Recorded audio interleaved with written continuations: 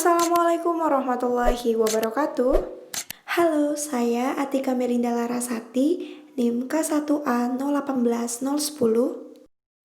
Halo, saya Elma Fanani Emilga dengan NIM K1A 018026.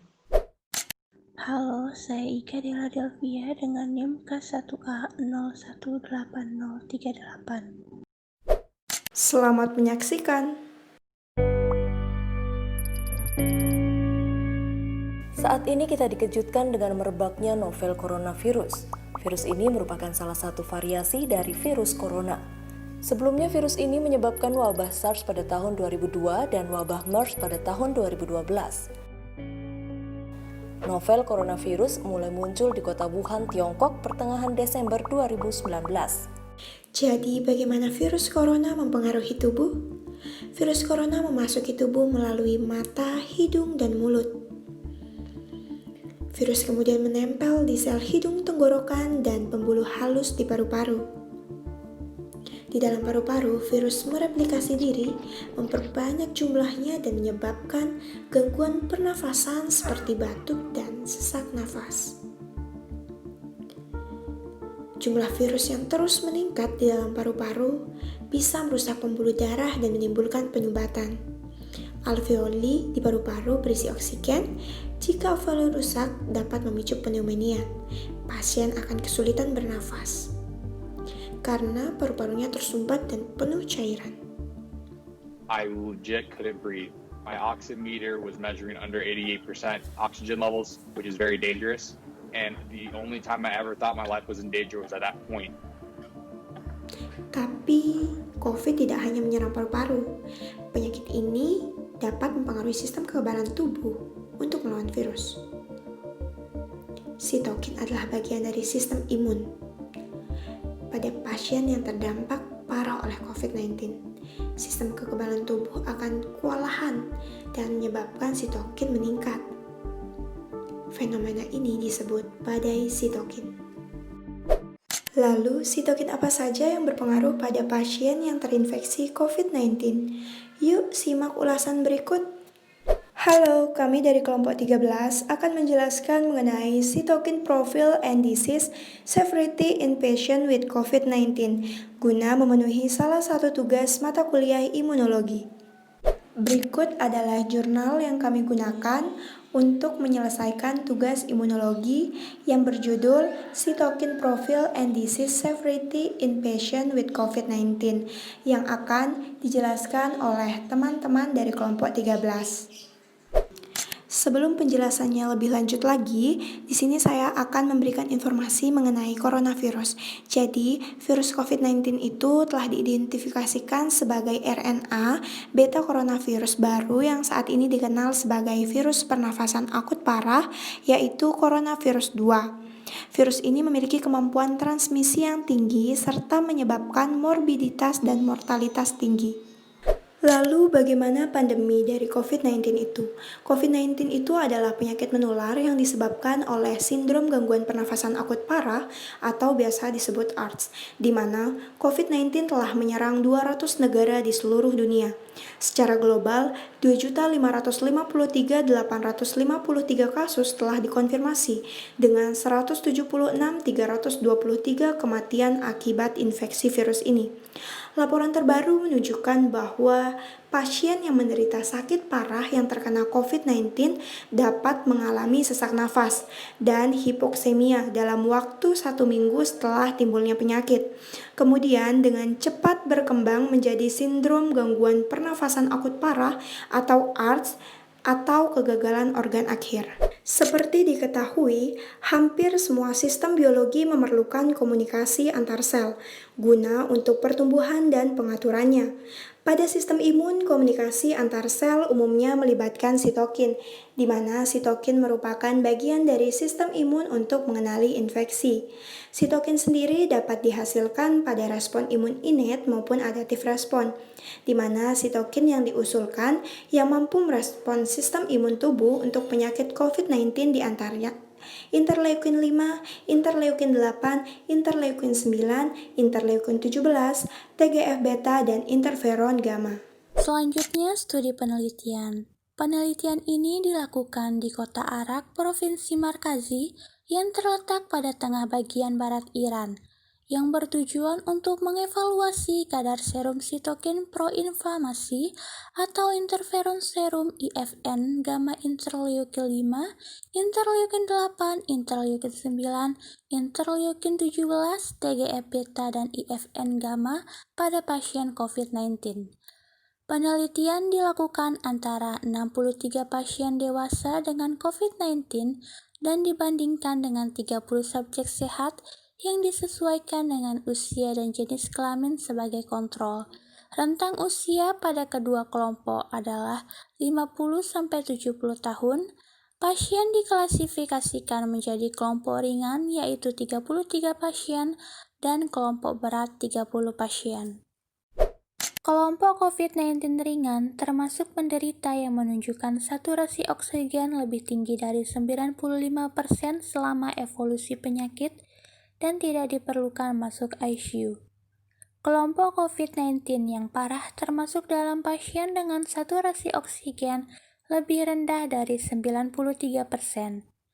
Dan darah arteri oksigen sebagian tekanan PaO2 atau oksigen konsentrasi FiO2 kurang dari 300 mmHg dan diperlukan inkubasi dan masuk ke ICU dengan pengobatan terutama mencakup lopinavir atau ritonavir kaletra, hidroksikloroquine dan azitromisin. Didapatkan 33 orang sehat, yaitu 15 wanita dan 15 pria, tanpa riwayat penyakit serius atau infeksi selama sebulan terakhir. Digunakan sebagai kelompok kontrol, 5 mili darah diambil dari setiap peserta antara jam 8 pagi sampai jam 10 pagi. Dan serum dipisahkan dengan sentrifus dan segera disimpan pada suhu minus 80 derajat Celcius sampai analisis. Darah sampel diambil dalam waktu 48 jam setelah masuk ke ICU untuk kelompok yang parah dan pada hari masuk untuk kelompok yang ringan.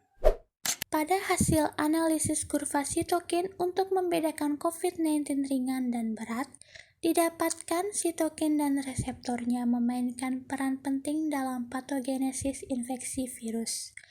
Sitokin proinflamasi memainkan peran sentral dalam banyak infeksi virus pernafasan dengan mengordinasikan dan mengaktifkan respon imun adaptif. Ketidakseimbangan dalam subtipe T helper cell, TH1, TH2, TH17, dan regulator T cells atau TREX diprediksi berkontribusi dalam patogenesis COVID-19. Beberapa peneliti juga memprediksikan peran dari sitokin storm dalam tingkat keparahan penyakit COVID-19. Sel CD4 plus T dibagi menjadi subtipe berbeda berdasarkan produksi sitokinnya, termasuk sel TH1 memproduksi IFN gamma, IL2, dan TNF alpha. Sel TH2 memproduksi IL4, IL5, IL9, dan IL13. Sel TH17 memproduksi IL17 dan IL22, dan TREX memproduksi TGF beta dan IL10. Analisis kurva karakteristik operator penerima atau ROC sitokin untuk membedakan COVID-19 ringan dan berat ditunjukkan pada tabel berikut. Dari tabel berikut dapat dilihat bahwa poin variabel sitokinnya apa dan nilai P per V value-nya di mana untuk P value kurang dari 0,05 artinya data tersebut berbeda signifikan, seperti yang terlihat pada tabel untuk sitokin TGF beta memiliki p-value kurang dari 0,05 yang mana artinya sitokin ini berbeda signifikan antara pasien COVID-19 ringan dan berat. Hal yang sama ditunjukkan pada sitokin IL8 yang memiliki p-value kurang dari 0,05. Berikut adalah hasil penelitian terkait tiap sitokin yang diprediksi berpengaruh pada patogenisitas COVID-19. Yang pertama IL-17 atau interleukin 17. Sel T helper 17 adalah sumber utama interleukin 17. Seperti yang terlihat pada kurva, berdasarkan penelitian yang telah dilakukan, dilaporkan hasil untuk tingkat rata-rata IL-17 tidak meningkat secara signifikan pada kelompok ringan dibandingkan dengan kelompok berat, dan meningkat secara signifikan atau berbeda secara signifikan lebih tinggi dibandingkan dengan kelompok kontrol. Sehingga dapat dikatakan bahwa kadar IL-17 kurang dapat digunakan sebagai indikator keparahan penyakit COVID-19. IL-17 merangsang sekresi IL-8 yang merupakan kemoatraktan neutrofil yang kuat. Oleh karena itu, IL-17 memainkan peran penting dalam mengatur respon neutrofil. Neutrofil penting dalam pertahanan inang melawan sejumlah patogen. Yang terpenting, neutrofil telah terbukti berperan dalam beberapa kondisi sistem kekebalan, termasuk kerusakan paru-paru akut. Selanjutnya, interleukin 8 atau IL-8, seperti yang terlihat pada kurva bahwa tanda bintang menggambarkan adanya perbedaan yang signifikan. Bahwa pada kelompok kontrol memiliki perbedaan signifikan tingkat rata-rata IL-8 dengan kelompok ringan, tetapi tidak memiliki perbedaan yang signifikan antara IL-8 antara kelompok berat dan kelompok ringan, sehingga dapat dikatakan bahwa kadar IL-8 kurang dapat digunakan sebagai indikator keparahan penyakit COVID-19. Selanjutnya, interleukin 5 dan interleukin 9. Seperti yang terlihat pada kurva bahwa tidak ada perbedaan signifikan antara kelompok kontrol, ringan dan berat pada tingkat rata-rata IL-5 dan IL-9, sehingga tidak dapat dikatakan bahwa kadar IL-5 maupun IL-9 kurang dapat digunakan sebagai indikator keparahan penyakit COVID-19. Selanjutnya, interferon gamma, di mana terlihat pada kurva bahwa terdapat perbedaan yang signifikan antara kelompok kontrol dengan kelompok berat dan kelompok kontrol dengan kelompok ringan. Namun tidak berbeda signifikan antara kelompok ringan dengan kelompok berat, sehingga dapat dikatakan bahwa interferon gamma kurang dapat digunakan sebagai indikator keparahan penyakit COVID-19. Di mana interferon gamma sendiri berperan dalam meningkatkan kemampuan fagositosis makrofag pada inflamasi kronis. Sel T helper 1, sel NK, dan CD8 adalah sumber utama interferon gamma. Peningkatan produksi interferon gamma menunjukkan respon sel T helper 1 pada pasien COVID-19. Meningkatnya respon T helper 1 merupakan salah satu strategi sistem imun untuk memberantas infeksi virus. Yang terakhir adalah TGF-beta. Seperti yang terlihat pada kurva bahwa terdapat perbedaan signifikan antara kelompok kontrol dengan kelompok berat dengan kelompok ringan dari tingkat rata-rata TGF-beta, sehingga dapat dikatakan bahwa TGF-beta dapat digunakan sebagai indikator keparahan penyakit COVID-19. TGF-beta sendiri merupakan sitokin pleiotropik dengan aktivitas regulasi dan inflamasi yang kuat, yang penting untuk menyeimbangkan respon imun. Sitokin ini meningkat secara signifikan pada pasien dengan COVID-19 yang parah. SARS-CoV-2 kemungkinan menggunakan TGF-beta sebagai sarana untuk meredam respon imun yang memungkinkan terjadinya persistent virus. Beberapa laporan juga menunjukkan bahwa TGF-beta dapat menekan pembentukan sel T helper 17. Penelitian ini mengungkapkan korelasi positif antara TGF-beta dan nilai IL-17 pada pasien COVID-19 ringan. TGF-beta berperan dalam diferensiasi sel CD4 menuju sel T regulasi atau sel T helper 17. Namun peranatur TGF-beta dalam diferensiasi sel T helper 17 masih kontroversial. Jadi dapat disimpulkan bahwa sitokin dianggap berperan penting dalam imunitas dan imunopatologi selama infeksi SARS-CoV-2. Penelitian ini menunjukkan bahwa TGF-beta dapat digunakan sebagai faktor prediktif tingkat keparahan penyakit pada pasien COVID-19. Oleh karena itu, pengukuran sitokin dapat menjadi indikator perkembangan penyakit dan memberikan pendekatan pengobatan yang lebih pasti.